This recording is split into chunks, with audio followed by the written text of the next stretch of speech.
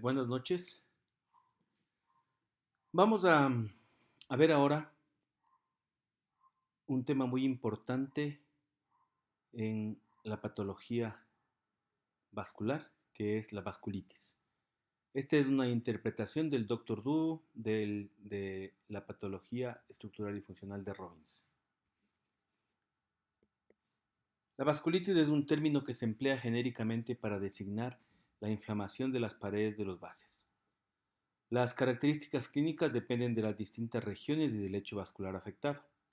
Las manifestaciones clínicas más habituales son fiebre, mialgias, artralgias y malestar general. Se conocen unas 20 formas diferentes de vasculitis. La clasificación les agrupa según el diámetro del vaso afectado, función de los inmunocomplejos, presencia de autoanticuerpos específicos, la formación de granulomas, la especificidad de diversos órganos o la demografía de la población afectada. Hay un sustancial solapamiento clínico y patológico entre estas entidades.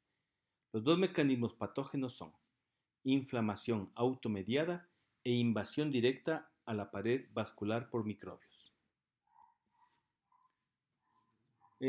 Aquí tenemos una tabla de la clasificación de la vasculitis en primarias y secundarias. Cabe recalcar que la vasculitis puede ser la única expresión de una enfermedad, constituyendo el grupo de vasculitis primarias o, como ocurre en algunos casos, puede asociarse a otra entidad no zoológica, constituyendo el grupo de vasculitis secundarias. Dentro de las primarias tenemos la arteritis temporal, el síndrome de Kawasaki, el síndrome de Churg-Strauss, síndrome de Wegener, la panarteritis nodosa, vasculitis leucocistoclástica primaria. Y dentro de las secundarias, el lupus eritematoso sistémico, artritis reumatoide, infecciones, neoplasias y otras que son medicamentosas. Dentro de las vasculitis no infecciosas, la principal causa es la respuesta inmunitaria local o sistémica y es provocada por depósito de inmunocomplejos, anticuerpos citoplasmáticos antineutrófilos, anticuerpos contra células endoteliales y linfocitos T autorreactivos. Comencemos con el análisis de las vasculitis no infecciosas por depósito de inmunocomplejos. Se observa en trastornos inmunitarios sistémicos como el lupus eritematoso sistémico asociado a inmunocomplejos, que se depositan en la pared de los vasos. El antígeno específico rara vez es el responsable de la formación de inmunocomplejo identificado. No se sabe si estos se depositan desde la circulación o se forman in situ. Las vasculitis producidas por estos inmunocomplejos se conocen como vasculitis pauci-inmunitarias. La vasculitis por hipersensibilidad a fármacos. Algunos fármacos como la penicilina actúan como acteno uniéndose a las proteínas séricas o a los componentes de la pared vascular. Los anticuerpos dirigidos contra las proteínas modificadas por fármacos o contra moléculas extrañas inducen la formación de inmunocomplejos. Las manifestaciones clínicas pueden ir desde ser leves hasta ser a veces mortales. Las lesiones cutáneas son las manifestaciones clínicas más usuales. Siempre debemos considerar a la hipersensibilidad a fármacos como causa de vasculitis, dado que la interrupción del medicamento suele favorecer la resolución del proceso. Vasculitis secundaria a infecciones. Los anticuerpos contra los constituyentes microbianos pueden formar inmunocomplejos que circulan y se depositan en la pared vascular. Hasta el 30% de pacientes con panarteritis nodosa, su vasculitis es atribuible a inmunocomplejos por antígenos de superficie de la hepatitis B, por ejemplo, con estos anticuerpos. Los anticuerpos citoplasmáticos antineutrófilos. Muchos pacientes con vasculitis tienen anticuerpos citoplasmáticos antineutrófilos, conocidos como ANCA, que son autoanticuerpos dirigidos contra los componentes de los gránulos primarios de los neutrófilos, los lisosomas de los monocitos y las células endoteliales. Los ANCA son muy útiles como marcadores diagnósticos, reflejan gravedad clínica y luego de un periodo de latencia, su elevación indica recidiva. Eso es muy importante. Si a través del ANCA hemos diagnosticado una vasculitis, pasa el periodo de latencia y vuelven a elevarse estos marcadores diagnósticos, indica recidiva. Los dos más importantes son los antiproteinasa 3 o ANCA-PR3, generado por ciertas infecciones y se asocian a polivasculitis, y los ANCA-MPO o antimieloperoxidasa, que es un componente de los gránulos lisosómicos implicados en la generación de radicales libres de oxígeno. Son inducidos por fármacos como el propiltiouracilo, se asocian a polivasculitis microscópica y al síndrome de Churg-Strauss. El mecanismo de vasculitis por ANCA. Hay fármacos o antígenos microbianos con reactividad cruzada e inducen la formación de estos en un anfitrión predispuesto. La infección, la exposición a endotoxinas o al estímulo inflamatorio producen citocinas como el factor de necrosis tumoral. Los ANCA reaccionan con estas células activadas por citocinas, causando lesiones directas, células endoteliales de activación posterior y neutrófilos. Los neutrófilos activados por ANCA provocan lesión celular y liberan el contenido de los gránulos y las especies reactivas de oxígeno. Las vasculitis asociadas a ANCA se consideran pausinmunitarias. Es interesante indicar que los ANCA dirigidos contra proteínas distintas a PR3 y MPO se observan con frecuencia en pacientes con trastornos no vasculíticos como enfermedad inflamatoria intestinal, colangitis esclerosante y artritis reumatoide. Analizamos ahora los anticuerpos contra células endoteliales. Los anticuerpos contra células endoteliales pueden predisponer al desarrollo de vasculitis como la enfermedad de Kawasaki. Analizamos los diferentes tipos de vasculitis, pero es importante señalar que un intenso solapamiento, por lo que es difícil asignar un diagnóstico específico. Si ponemos en un saco esto, indiquemos que la gran mayoría de las vasculitis van a presentar casi los mismos síntomas, y que por lo tanto es muy difícil emitir un diagnóstico específico. La arteritis de células gigantes que afecta la arteria temporal es la forma más común de vasculitis en personas de edad avanzada en los Estados Unidos. Es un trastorno inflamatorio crónico de las arterias desde grandes a pequeñas, que afecta sobre todo a las arterias craneales, las temporales en especial, pero también a las oftálmicas y vertebrales. Cuando afecta a las oftálmicas provoca una ceguera permanente, por lo que constituye una urgencia médica. Puede también presentar aortitis de células gigantes. Patogenia se asocia a una respuesta mediada por linfocitos T contra antígenos de la pared vascular, que favorece la producción de citocinas proinflamatorias como el factor de necrosis tumoral. Se detectan anticuerpos contra células endoteliales y de músculo liso en las 2/3 partes de los pacientes. La etiología inmunitaria se confirma por la típica reacción granulomatosa y por la rápida respuesta a los corticosteroides. No se conoce por qué tiene predilección por las arterias temporales. Dentro de las características clínicas, se presentan mayores de 50 años, fiebre, fatiga, pérdida de peso, dolor facial, cefalea localizada en el territorio de la arteria temporal. Los síntomas oculares aparecen en el 50% de los pacientes. Puede presentar diplopía o ceguera. El diagnóstico depende de una buena biopsia de un segmento de por lo menos 1 centímetro de longitud. Los corticoides y los fármacos anti-TNF pueden ser eficaces, como el adalimumab, el etanercept, el golimumab o el infliximab. En la morfología, hay engrosamiento de la íntima con ocasionales trombosis. Las lesiones clásicas presentan inflamación granulomatosa localizada en la lámina elástica interna que produce su fragmentación. Se observa infiltrado de linfocitos T, CD4 y CD8 y macrófagos. Las células gigantes multinucleadas se ven en el 75% de los casos. Los granulomas de células gigantes pueden estar ausentes. Las lesiones son focales y pueden haber segmentos sanos de la arteria. La fase de curación se debe caracterizar por atenuación y cicatrización de la media con engrosamiento de la íntima, con fragmentación de la elástica residual y fibrosis de la adventicia. La arteritis de Takayasu es una vasculitis granulomatosa de las arterias medianas y grandes. Se caracteriza por molestias oculares y por debilitamiento del pulso de los miembros superiores. Por eso se le conoce como la enfermedad sin pulso. Se caracteriza por un engrosamiento fibroso y transmural de la aorta a nivel del callado de la aorta, con estenosis luminal de sus ramas principales. La razón es la que nos da la enfermedad sin pulso. Comparte muchos rasgos con la arteritis de células gigantes. En la de Takayasu se presenta menores de 50 años. Esta es la diferencia.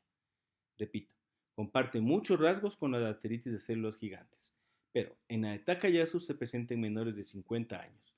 Se describió en Japón, sin embargo, es de distribución global con etiología autoinmunitaria. Las características clínicas se inicia inespecíficamente con fatiga, fiebre, pérdida de peso. Cuando la enfermedad progresa se presenta disminución de la presión arterial, debilidad de pulsos carotídeos, miembros superiores, trastornos oculares con anomalías visuales, hemorragia retiniana o ceguera completa y alteraciones neurológicas. Aquí un esquema de la enfermedad de Takayasu. Recuerden que sobre las ramas del arco o del callado aórtico. La estenosis de las arterias cardíacas puede provocar infarto agudo de miocardio, hipertensión sistémica por afectación de las arterias renales en la mitad de los casos. La progresión es rápida en 1 o 2 años, pero en la fase quiescente favorece la sobrevida a largo plazo, aunque con trastornos visuales y neurológicos. Dentro de la morfología, afecta clásicamente al callado de la aorta, aunque también se afecta a las pulmonares, renales y coronarias. Se observa engrosamiento irregular de la pared con hiperplasia de la íntima. Histológicamente se ven infiltrados mononucleares en la adventicia. En la imagen lo estamos viendo. Hay presencia de manguitos perivasculares en los vasa vasorum en la adventicia, inflamación mononuclear intensa de la media e inflamación granulomatosa con abundantes células gigantes y necrosis parcheada de la media. La panarteritis nodosa es una vasculitis sistémica de arterias de tamaño y pequeño e intermedio que afecta a vasos renales y viscerales, pero no a la circulación pulmonar.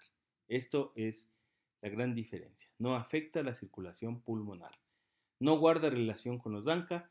El 30% de los pacientes con panarteritis nodosa tienen hepatitis B crónica, lo que indica que en este subgrupo su etiología es mediada por inmunocomplejos. Dentro de las características clínicas es una enfermedad en personas jóvenes, pero puede aparecer en niños y ancianos. Sus manifestaciones dependen de la isquemia e infarto de los tejidos y órganos afectados. Una presentación clásica tiene hipertensión, dolor abdominal, heces sanguinolentas, mialgias difusas y neuritis periféricas. En la morfología se caracteriza por inflamación necrosante transmural segmentaria de las arterias de pequeño o tamaño intermedio. En orden descendente se afectan los riñones, corazón, hígado y tubo digestivo. Afectan solo a una parte de la circunferencia del vaso, en especial en donde ésta se ramifica. Hay inflamación transmural de la pared arterial, con infiltrado mixto de neutrófilos, eosinófilos y células mononucleares, con necrosis fibrinoide, trombosis luminal, engrosamiento fibroso nodular que se extiende hasta la adventicia, todo lo largo. La enfermedad de Kawasaki es una patología febril aguda autolimitada de la lactancia y la infancia, donde el 80% de pacientes tienen menos de 4 años. Se asocia a arteritis de vasos grandes, medianos y pequeños. Tiene predilección por la arteria coronaria, causando aneurismas o infartos. Es la principal causa de cardiopatía adquirida en niños. No se conoce la patogenia. Se han implicado agentes infecciosos víricos que desencadenan la enfermedad en pacientes genéticamente susceptibles. El daño vascular es mediado por linfocitos T, monocitos y macrófagos activados. Dentro de las características clínicas se presenta con eritema y formación de ampollas en conjuntiva y boca, edema de manos y pies, eritema de las palmas de las manos y plantas de los pies, exantema descamativo, hipertrofia de ganglios linfáticos cervicales, por lo que también se le llama síndrome de ganglios linfáticos mucocutáneos. El 20% de pacientes no tratados desarrollan secuelas cardiovasculares como arteritis coronaria asintomática, aneurismas coronarios gigantes de 7 a 8 milímetros que se pueden romper y causar rotura o trombosis, infarto agudo de miocardio y muerte súbita. Si la enfermedad se detecta tempranamente, se trata con inmunoglobulina intravenosa y aspirina, que reduce drásticamente la posibilidad de enfermedad coronaria. Dentro de la morfología se asemeja a lo observado en la panarteritis nodosa, infiltrado transmural, como habíamos indicado allá. La necrosis fibrinoide es menor que en la PAN y puede haber engrosamiento obstructivo de la íntima. La polivasculitis microscópica es una vasculitis necrosante que afecta a los capilares, así como a arteriolas y vénulas. También se le conoce como vasculitis por hipersensibilidad o leucocitoclástica. A diferencia de la PAN, todas las lesiones tienen la misma antigüedad. Se afectan la piel, mucosas, pulmones, encéfalo, corazón, tubo digestivo, riñones y músculo. La glomerulonefritis necrosante se presenta en el 90% de los pacientes, además de capilaritis pulmonar. Se asocia a numerosos trastornos inmunitarios como púrpura de Schœnle-Henoch, crioglobulinemia y vasculitis asociada a alteraciones del tejido conjuntivo. Dentro de la patogenia se ven implicadas las respuestas de anticuerpos frente a antígenos, como en el caso de la penicilina, estreptococos, proteínas heterólogas o tumorales. Esta respuesta puede depositar inmunocomplejos o respuestas con ANCA. Dentro de las características clínicas, dependiendo del área afectada, se presenta hemoptisis, hematuria y proteinuria, dolor, hemorragia intestinal, dolor, debilidad muscular y púrpura cutánea palpable. Excepto cuando se desarrolla afectación renal o cerebral, la inmunodepresión induce remisión y mejora la supervivencia. En la morfología se caracteriza por segmentos de necrosis fibrinoides de la media y por lesiones necrosantes transmurales focales. No existe inflamación granulomatosa, los infartos son poco frecuentes. En las vénulas postcapilares solo se observan neutrófilos infiltrantes, muchos de los cuales sufren apoptosis, lo que da lugar al nombre de vasculitis leucocitoclástica. Síndrome de Churg-Strauss es una vasculitis necrosante de pequeños vasos asociada a asma y rinitis alérgica, infiltrados pulmonares, hipereosinofilia periférica y granulomas necrosantes extravasculares.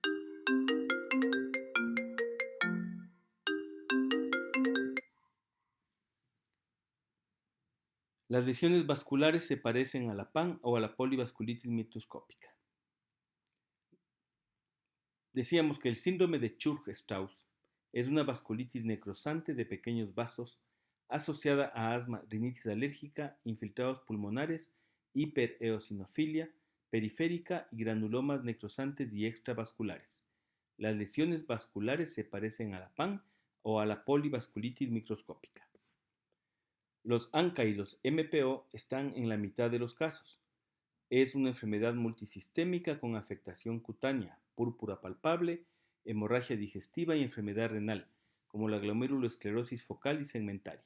Las afectaciones cardíacas se dan en el 60% y son responsables de la mitad de las muertes.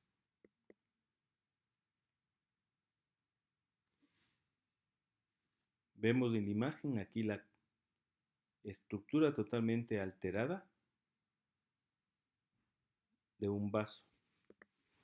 La enfermedad de Behçet es una vasculitis neutrófila de vasos pequeños y medianos que se presenta con una tríada de úlceras aftosas orales a repetición, úlceras genitales y uveitis. Además, aparecen manifestaciones digestivas y pulmonares. Por último, los linfocitos, las vasculitis no infecciosas por linfocitos autorreactivos.